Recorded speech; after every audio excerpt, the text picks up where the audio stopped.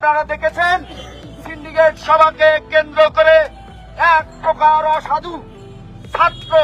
এক প্রকার ওই স্বৈরাচারের দোসর, ওই 1971 সালের পরাজিত শক্তি এবং 24-এর গণ অভ্যুত্থানের পরাজক শক্তি মিলে অপপ্রচার চালিয়ে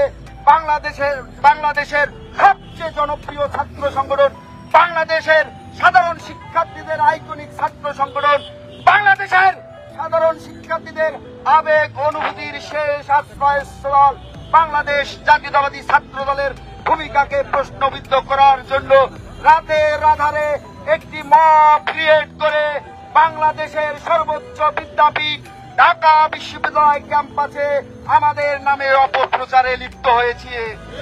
কিন্তু আমরা কি দেখলাম, আমাদের মাননীয় প্রক্টর মহোদয় ইতিমধ্যেই তিনি তার বক্তব্য করেছেন, বলেছেন যে হেনস্থার মতো কোনো ঘটনা ঘটেনি।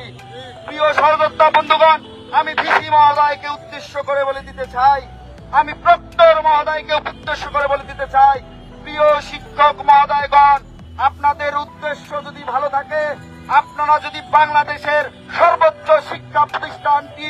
স্বাধীন চেতাভাবে মুক্ত বুদ্ধির চর্চা হোক, বাংলাদেশের সর্বোচ্চ শিক্ষা প্রতিষ্ঠানটিতে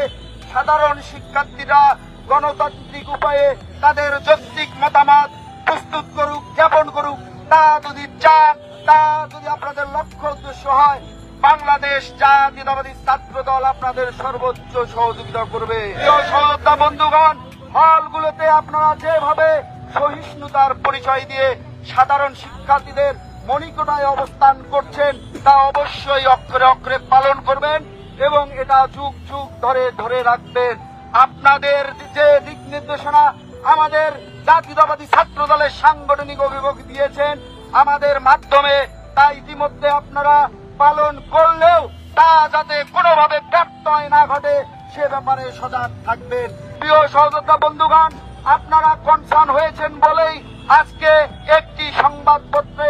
আমাদের নামে যে অপপ্রচার ছড়িয়ে পড়েছিল তারা আমরা ট্যাকেল দিয়ে সাধারণ শিক্ষার্থীদের বোঝাতে সক্ষম হয়েছি।